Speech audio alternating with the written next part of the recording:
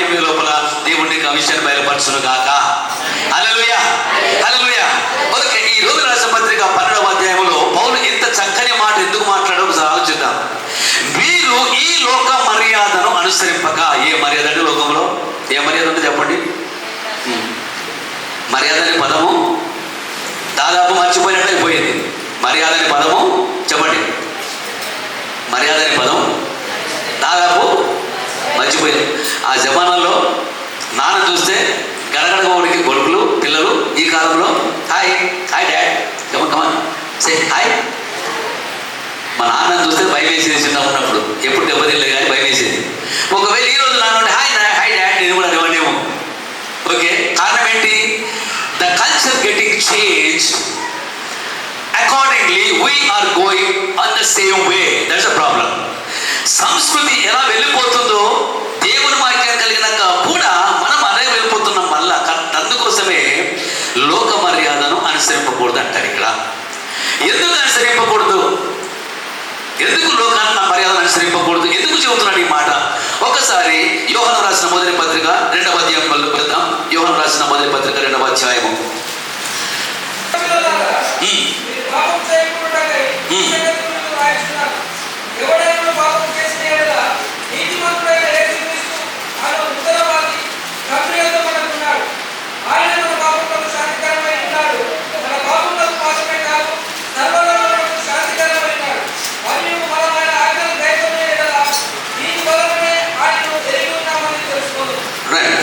మొట్టమొదటిగా నేను ఎవరినో నాకు తెలియాలంటే మొట్టమొదటిగా నాకు ఆ క్రీస్తు ఎవరో తెలియాలి, ఆ యేసయ్య ఎవరో తెలియాలి.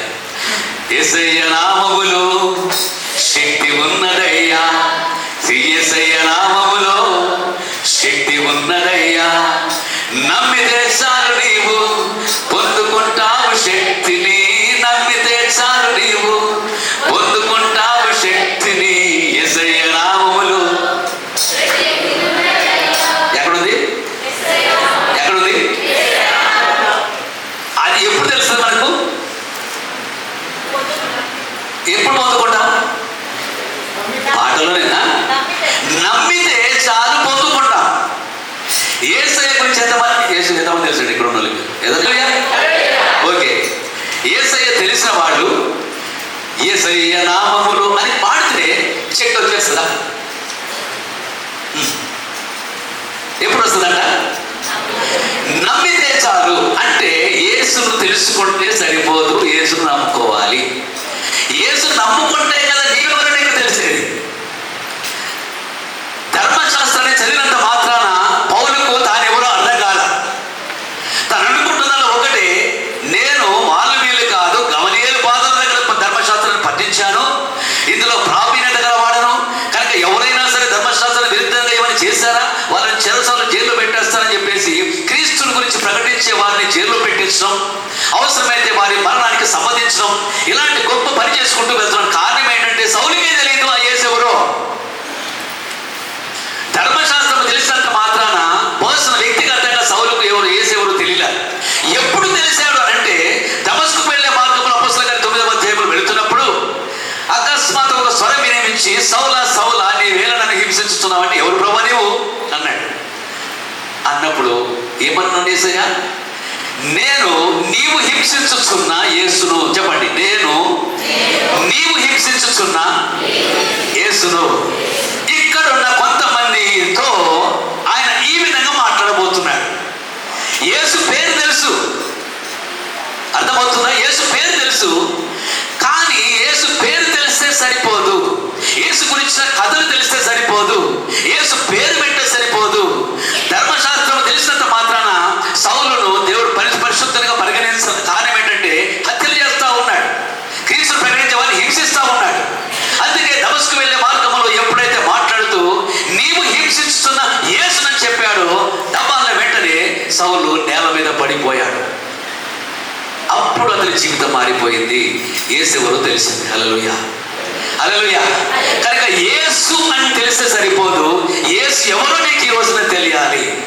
యేసు ఎవరో నీకు తెలిసిన తర్వాత నీవుగా ఉండవు, నిన్ను నీవుగా ఇంతవరకు ఎలా చూస్తున్నావో అలా చూడవు. కారణం ఏంటంటే పౌలు అంటాడు కదా, ఈ సౌలు పౌలుగా మారిన తర్వాత అంటాడు, ఏమంటాడు? ఇక నువ్వు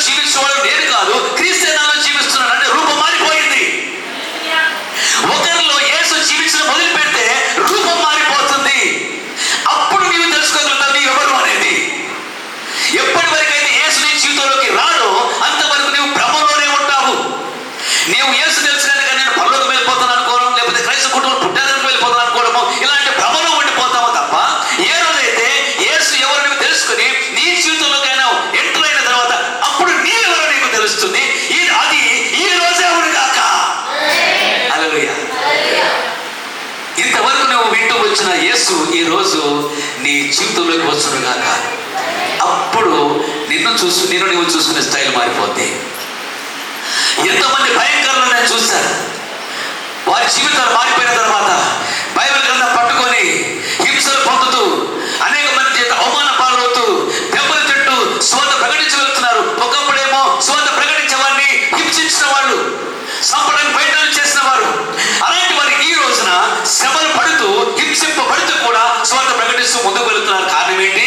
యేసును తెలిసిన తర్వాత ఆ యేసు జీవితంలో చేర్చుకున్నారు కనుక వారి జీవితాలు తారుమారైపోయాయి.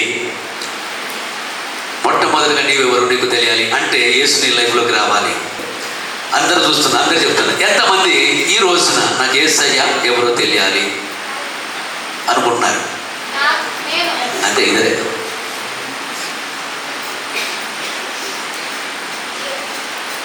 ఆ యేసు ఎవరు నీకు తెలిస్తే ఆయన లోపలికి ఆహ్వానించకుండా ఉండలేవు. కనుక మొట్టమొదటి జరగాల్సి నీవెవరు నీకు. రెండవది ఏం చెప్పాను? రెండవది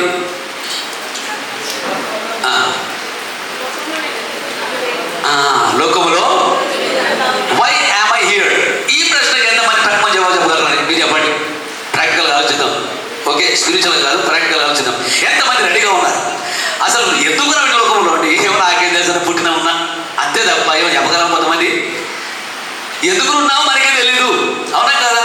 సమాచారం అంతా మన లైఫ్ అప్లై చేసుకొని అసలైన ఐడెంటిటీ క్రీస్తులు ఏది ఉండాల్సిందో అది తప్ప అన్నిటి మనం పోల్చుకోవడానికి వెళ్ళిపోతాం. అక్కడే ప్రమాదం. ఈరోజు అదా కాదు. ఈరోజు దేవుని వాక్యం మాత్రమే నీకు తెలియపరచగలదు యేసు ఎవరు అనేది. ఆ దేవుని వాక్యం నీవు చేర్చుకున్నప్పుడే క్రీస్తు నీ లోపలికి ఎంటర్ కాగలుగుతాడు. అప్పుడు మాత్రమే నీవెవరేమో తెలుసుకొని ఆ రెండవ ప్రశ్నకు జవాబుగా నీవు జవాబు వెతుకోవడం మొదలు పెడతావు. లోకములో ఎందుకున్నా ఈ చెన్నూరు ఫీల్డ్లో ఎంతమంది సైన్యం ఉందండి. యవన సైన్యం. మిమ్మల్ని చూస్తూ ఉంటే అసలు అన్ని కంట్రోల్ కాదు. ఎంత హ్యాపీగా ఉంది, అంత సంతోషంగా ఉంది. ఎంత సైన్యం ఉంది యేసయ్య కోసం. ఎంతమంది నిజంగా దావీదు లాంటి స్పిరిట్తో యేసయ్య కోసం బ్రతకడానికి కోరుతున్నారు నాకు తెలియదు. కానీ ఈ రోజున నీవు నీ స్టడీస్లో ఉన్నా, నీ ఉద్యోగంలో ఉన్నా, లేకపోతే నీవు ఆయా పనులు చేస్తున్నా, ఏ ఫీల్డ్లో ఉన్నా సరే ఆ ఫీల్డ్లోనే నీవు ఒక దావీదుగా దేవుని కోసం రోషం కలిగి బ్రతుకున్నట్లుగానే చేయను కాక. అలా జరగాలంటే మొట్టమొదటిగా యేసు ఎవరు నీకు తెలియాలి. రెండవది ఆ యేసు తెలుసుకున్న తర్వాత అమ్మో యేసయ్య నువ్వు ఇంత మంచి నాకు ఇప్పుడు అర్థమైంది నాయన, నా దగ్గర జీవితంలోకి రా అని అంటే అప్పుడు నీవెవరు నీవు తెలుసుకుంటావు. తర్వాత ఈ లోకంలో ఎందుకున్నావో తెలుసుకుంటావు. ఒకసారి చూడండి, ఈ లోక మర్యాదను అనుసరించకూడదు. ఈ మాట ఎవరికి వర్తిస్తుందంటే ఎవరైతే యేసును తెలుసుకున్నారో, వారి జీవితంలోకి యేసును ఆహ్వానించేశారో, ఎవరైతే యేసు కొరకు జీవించడం మొదలెట్టారో అలాంటి వారితో ఈ మాట మాట్లాడడం కారణం ఏంటంటే యేసు మన జీవితంలోకి వచ్చిన తర్వాత లోక మర్యాదను అనుసరించే మనసే రాకూడదు. హల్లెలూయా. ఎందుకంటే ఒకవేళ ఎవరైనా లోకమును ప్రేమించిన ఎడల తండ్రి ప్రేమ మనలో ఉండదు. రెండవ అధ్యాయం అంతా చదువుతండి, అద్భుతమైన రెవల్యూషన్స్ ఉన్నాయి ఇందులో. ఎంత చక్కని మాటలు ఉంటాయి. లోక మర్యాద ఏంటి ఆలోచిద్దాం. నెంబర్ 1, లోక మర్యాదలో ఏముంటుందండి? లోకమిచ్చే మర్యాద లాంటిది. వాస్తవానికి మర్యాద అంటే మర్యాద కాదు. Don't follow the world. లోకాన్ని అనుసరించకూడదు. లోకాన్ని ఎందుకు అనుసరించవద్దు యేసయ్య అని ఒకవేళ ప్రశ్న అడిగితే ఇదే 2వ అధ్యాయం 15-16 వచనం చూడండి. 15-16 వచనాలు. ఎందుకు యేసయ్య లోకాన్ని అనుసరించకూడదు అంటారు? ఎందుకు అనుసరించకూడదు? మేము ముందు లోకంలోనే కదా, అనుసరించకపోతే ఎలాగా అనుకుంటే అప్పుడు జవాబు చూడండి 15-16 వచనాల్లో. ఈ లోకమునైనను లోకంలో ఉన్న వాటినైనను ప్రేమింపకుడి. ఎవడైనా లోకమును ప్రేమించిన యెడల తండ్రి ప్రేమ వారిలో ఉండదు. అవునా? ఎందుకు లోకంలో అంత ఘోరం ఉందా అని అంటే 16 వచనం. ఇప్పుడు అందరు లోకంలో ఉన్నదంతయు అందరు చెప్పండి. లోకంలో ఉన్నదంతయు చెప్పండి గట్టిగా అందరూ. లోకంలో ఉన్నదంతయు అందరు చెప్పండి. లోకంలో ఉన్నదంతయు ఇప్పుడు అనగా శరీరాశయు, నేత్రాశయు, జీవపు డబ్బమును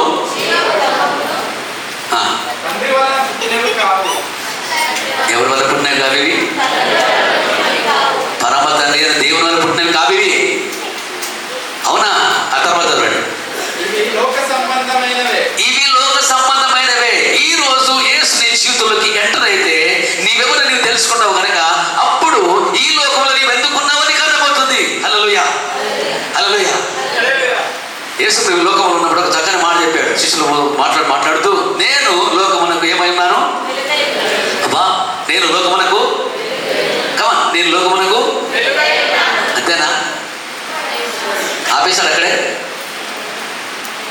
అలా చెప్పి ఆపేశాడా? మీరు లోకమునకు వెలుగైనా చెప్పలే.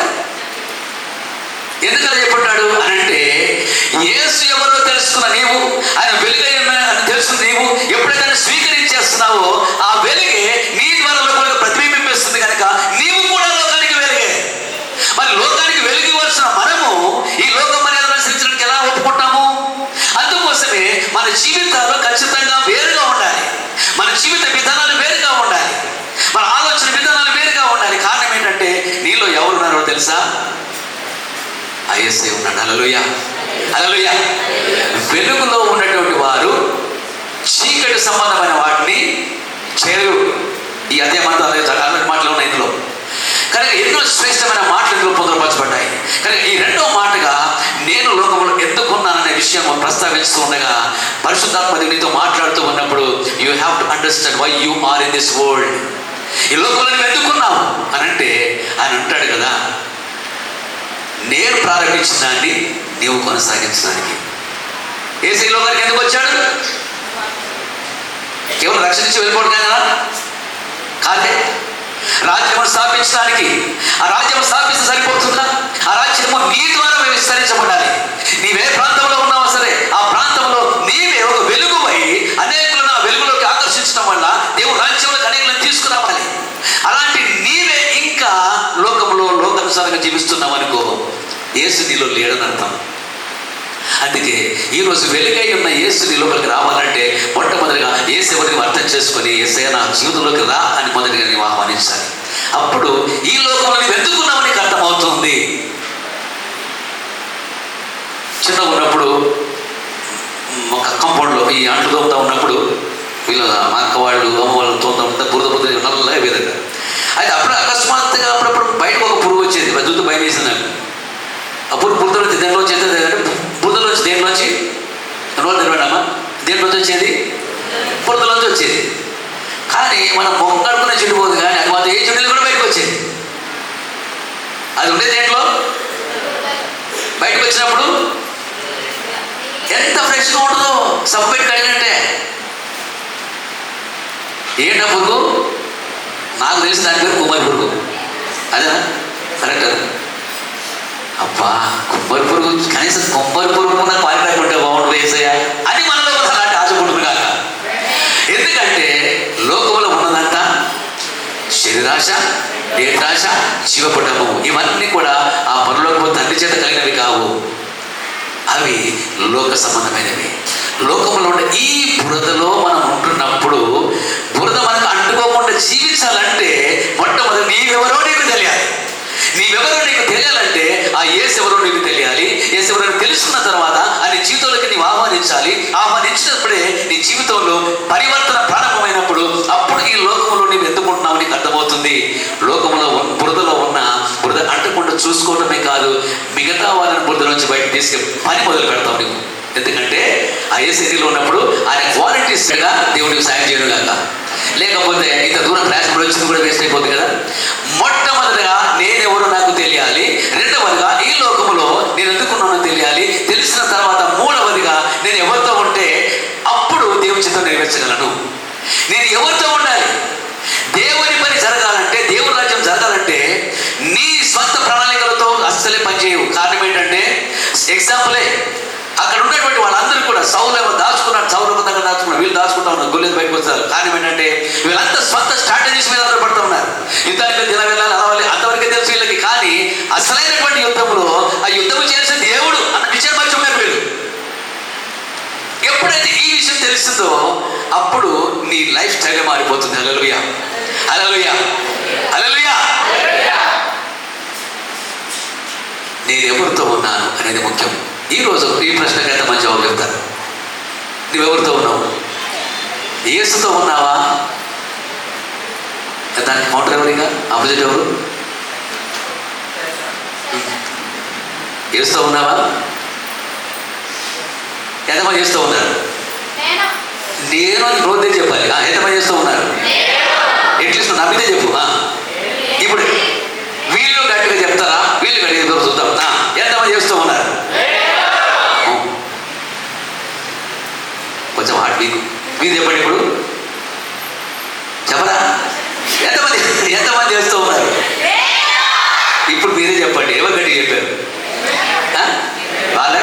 న్యాయం చెప్పండి.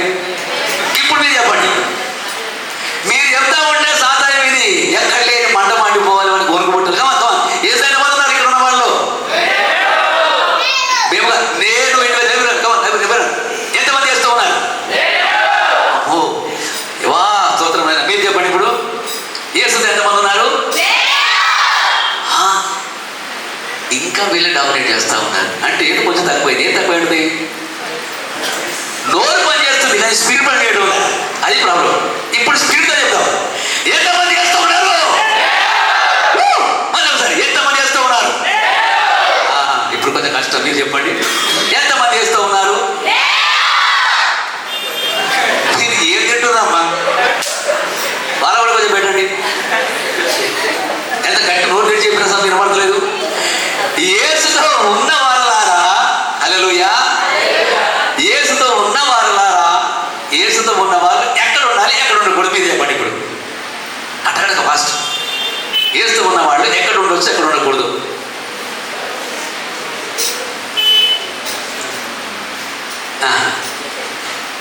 చేద్దామా? కొండ కుమారా, నువ్వు కుమారు చెప్తున్నాను, లేకపోతే అద్భుతమవుతుందా? కాబట్టి చెప్పండి, యేసుతో ఉన్నవాళ్ళు లోకంలో ఉన్నాం కదమ్మా. ఎట్లా? లోకములో ఉన్నను కుమ్మరి పురుగులాగా లోకం అంటకుండా బ్రతకడమే. ఇప్పుడు అన్న చెప్పిండు కదా, పవర్ఫుల్ మాటలు చెప్పిండు. అవి చెప్పడానికి కొంచెం జరుగుతుంది జనాలు డైరెక్ట్ చెప్పేసిండు. మనకు ఎడిక్ట్ దేనికి కొంతమంది వామ్మో మొబైల్ మీద ముఖంలో ఉందా, చేతులు ఉందా అర్థం కాదు. ఎందుకు? ముఖమంతా మొబైల్లో పెడుతుంది, పక్కన ఎవడెక్కడ పోని ఏం చేస్తారు? గేమ్. అవునా కదా?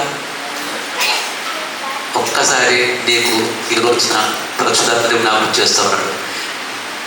యేసు నీలో ఉన్నాడా? ఉంటే నీవెవరితో ఉండాలి? యేసుతో. యేసుతో ఉండకుండా ఎప్పుడు చేస్తాడు? ఎలా చేస్తాడు? శరీరాశయు, నేత్రాశయు, జీవబడమును ఫినిష్. చర్చికి రావడానికి ఎంత ఇబ్బంది కొన్నిసార్లు, కానీ ఛాయ్ తాగిన నీళ్ళు పడదాకా ఇదిపోతాం. హైదరాబాద్ ఉన్నకు కొన్ని ఛాయ్ బాగా ఇష్టం. బ్లూసీ, నీలో పని ఛాయ్ అవసరమైతే ఇంకోసారి డుమ్మా కొట్టి మరి నీలో పోయి ఛాయ్ తాగొస్తాం. మీకు తెలుసు ఆ విషయం? పెట్రోల్ పోసుకొని మరి. మీకు ఇంకొక కామెడీ చెప్పాలి మీకు. ఒకసారి మా పిల్లలు వచ్చారండి, బర్త్డే సెలబ్రేషన్. వాళ్ళు వచ్చింది బర్త్డే సెలబ్రేషన్ కానీ నీలో కొంచెం ఛాయ్ తాగిన తర్వాత మీద ఆలోచించిన తర్వాత 2 పనులు చేసుకున్నామని వచ్చారు. మనకు కూడా కొట్లాడి ఉంటాయి లేకపోతే, రైట్? జస్ట్ ఆలోచించుకుందాం. యేసు మనలో ఉంటే 3 విషయాలు జాగ్రత్తగా ఉండాలి. అంతా ముగిస్తాను. నెంబర్ 1, మొట్టమొదటిగా నీ టైం విషయంలో కేర్ఫుల్గా ఉండాలి. నీ సమయాన్ని ఎలా వాడుతున్నావు? ఎంతమందికి బైబిల్ చదువు అలవాటుందో నాకు తెలియదు, అడగను, మీరు చెప్పకండి. ఎంతమందికి అలవాటుందో నాకు తెలీదు. ఇంతమంది అన్న చెప్పాడు కదా, చిన్న పిల్లలతో బైబిల్ చదువుతూ ప్రారంభించాం. హల్లెలూయా. కారణం ఏంటంటే బైబిల్ లైఫ్లోకి అలవాటైపోవాలంతే. ఇంకా పొద్దున వీళ్ళందరికన్నా వాళ్ళ విషయాలు లేచి కూర్చుంటా ఉంటారు. కారణం ఏంటంటే వాళ్ళకి అలవాటు అయిపోయింది ఆల్రెడీ. చాలా సంతోషం. కనుక బైబిల్ దేవుని వాక్యం మన లోపల ఉంటేనే యేసే ఉన్నట్టు అర్థం. ఎందుకు? ఆయన వాక్యమై ఉన్నాడు. ఆ వాక్యం మన లోపల ఉంటే యేసు మన లోపల నింపుకున్నట్టే కదా. అప్పుడు నీవెవరితో ఉన్నట్టు? యేసుతో ఉన్నట్టు. కనుక మొట్టమొదటిగా నీవెవరో నీకు తెలియాలంటే ఆ యేసు నీవు తెలుసుకోవాలి. యేసుని తెలుసుకున్నావంటే ఆయన జీవితంలోకి రానివ్వాలి. ఆయన జీవితంలోకి వచ్చినప్పుడు నీవు ఆయనతో ఉండాలి తప్ప ఆయన రాజ్యానికి హాని కలిగించి ఆటంకం కలిగించేస్తే లోకంతో ఎలా ఉంటాం మనం? లోకంతో స్నేహం, కమాన్, లోకంతో స్నేహం, కమాన్, లోకంతో స్నేహం, కమాన్ జోసెఫ్, కమాన్ కమాన్ కమాన్ ఫాస్ట్. లోకంతో స్నేహం, ఏ come here, sleeping, no come. అన్నింటిలో ఫస్ట్ రెడీ వస్తారు మోహన్. ఫస్ట్ చప్పాలు ఉండాలి జోసెఫ్ కోసం. ఇప్పుడు రీల్ ఎంత వచ్చిన ఉన్నాయండి, కరెక్ట్ అక్కడ కీబోర్డ్ ఎక్కడ చేస్తున్నాడు కదా. ఓకే, ఇంకొకరు అరచకం సూపర్ సాక్స్లేషన్.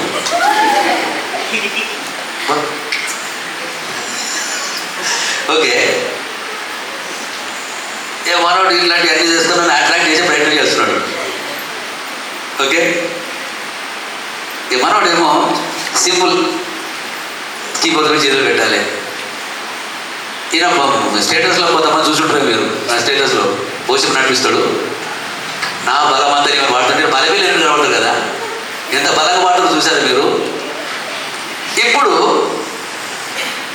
నేను ఇటెళ్ళాలా ఈరోజు చూసిన మంచి స్టైల్గా ఉన్నాయి, ఇవన్నీ బాగున్నాయి. నీ దగ్గర పోతే ఏమో దొరుకుతాయి, నీ దగ్గర అవేమి లేవు. కానీ పాటలు వాడికి వస్తుంది. ఓకే, ఇప్పుడు నేను ఎటు పోవాలి మీరే చెప్పండి, మీరు కొంచెం ఐడియా ఇవ్వండి. నాకు ఏం పనిచేస్తలేదు. ఇటు పోమంటారా ఇటు పోమంటారా? ఒక పని చేస్తే బెస్ట్ కదా, చెప్పండి ఏం చేస్తే బాగుంటుంది? అబ్బా ఇను కూడా అక్కడ తీసుకుపోతానంట. మనం మాట అయిపోవాలి కదా, మనం ఏం చేస్తాం తెలుసా? हम सब साथ है, చెప్పండి हम सब